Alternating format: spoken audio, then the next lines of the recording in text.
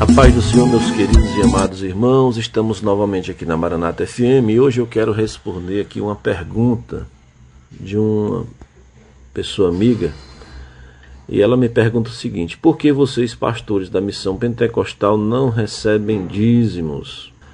Meu querido, alguém pode lhe dizer que Jesus ensina a dar o dízimo. E eles vão usar para isso lá Mateus 23, que diz assim: ai de vós, escribas e fariseus hipócritas, porque dizimais a hortelã, o endro, o cominho e desprezais o mais importante da lei, o juízo, a misericórdia e a fé. Deveis, porém, fazer estas coisas e não omitir aquelas. Condutores cegos, quais um mosquito engolis um camelo.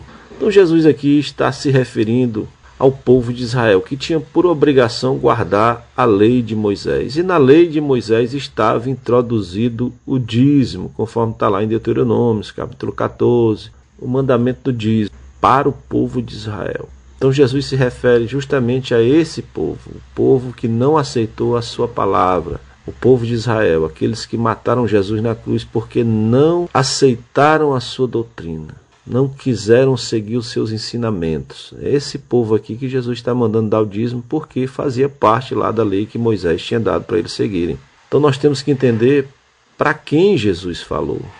Não é porque está na Bíblia que agora nós temos que cumprir. Nós temos que entender o que é para cristão e o que não é para o cristão. Por exemplo, holocaustos, guarda do sábado e tantas outras coisas que a lei ordenava, ainda hoje o pessoal de Israel tem que fazer para cumprir a lei, porque eles não creem em Cristo. Nós cremos em Cristo, então é diferente a nossa fé.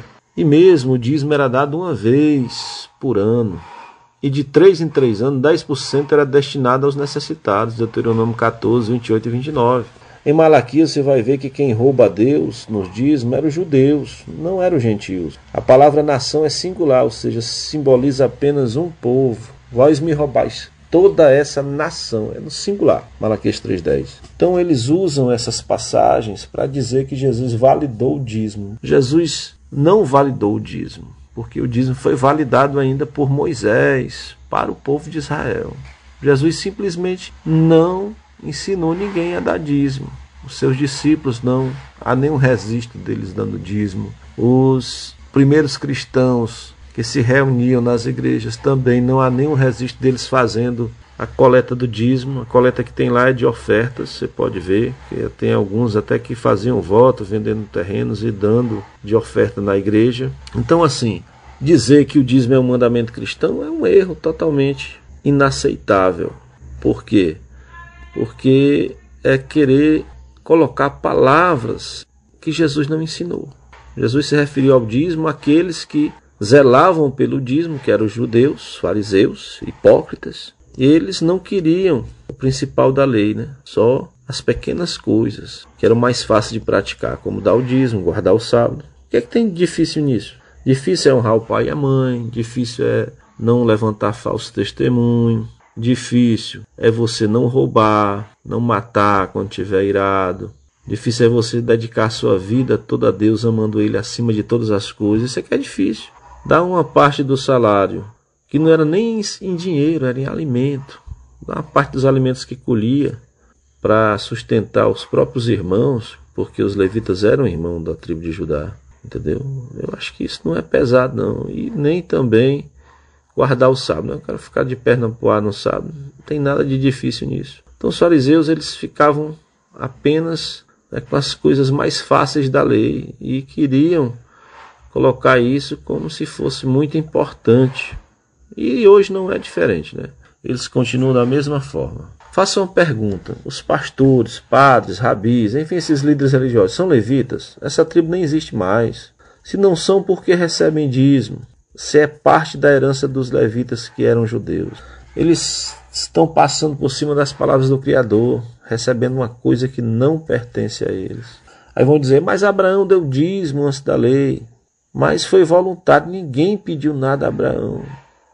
E mesmo assim, Abraão ofereceu a Melquisedeque dos despojos de guerra. Foi lá, matou um monte de gente, pegou as coisas desses pessoal que morreram na batalha e trouxe e deu a 10ª parte a Melquisedeque. O que é que diz lá em Tiago 2:10? Qualquer que não guardar toda a lei e tropeçar em um só ponto, tornou-se culpado de todos. Todos aqueles, pois, que são das obras da lei, estão debaixo de maldição, Gálatas 3:10. Porque está escrito: maldito todo aquele que não permanecer em todas estas coisas que são escritas no livro da lei para fazê-las. São 613 preceitos, 613 mandamentos para a pessoa cumprir, para não precisar de Jesus. Porque quem volta para a lei cai da graça. Gálatas 4:4. O fim da lei é Cristo para todo aquele que crê. Romanos 10:4. E o dízimo faz parte da lei. Na lei dizia assim: se a mulher adulterasse, tinha que ser apedrejada até a morte. Jesus na graça diz assim: vai e não peques mais. Não há condenação para quem está em Cristo Jesus. Não há maldição para quem segue a Jesus. Mas quem permanece na lei está debaixo de maldição, porque não consegue cumprir todos os preceitos da lei. Se os homens cumprissem a lei, não havia necessidade de Jesus tirar a lei do meio de nós. Porque a Bíblia diz: vindo a plenitude dos tempos, Deus enviou seu Filho, nascido debaixo da lei, para nos resgatar da lei. Está lá em Gálatas capítulo 4. Também você vai encontrar em Colossenses 5:14, que havendo riscado o escrito de dívida que havia contra nós, nas suas ordenanças, tirou do meio de nós e cravou na cruz. Então a lei, ela foi cravada na cruz por Cristo. Não temos mais que guardar a lei, não temos mais que cobrar dízimos, porque isso não foi ensinado por Jesus. O que foi ensinado no Novo Testamento pelos apóstolos que seguiam a doutrina de Cristo foi que cada um deve contribuir segundo propor no seu coração, não com tristeza, não com necessidade, porque Deus ama quem dá com alegria. Está lá em 2 Coríntios 9:7. Então, perceba que toda e qualquer contribuição na igreja, ela tem que ser voluntária.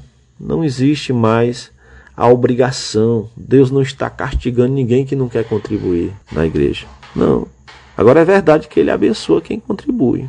Eu não posso dizer para você que quem não contribui é abençoado do mesmo jeito de quem contribui. Porque quem contribui, a Bíblia diz que quem pouco planta, pouco colhe. Mas quem muito planta, muito colhe. Então assim, quanto mais você contribui, mais Deus te abençoa na igreja. Mas é voluntário e é segundo o seu coração. Não existe maldição para quem não contribui. E que Deus em Cristo te abençoe.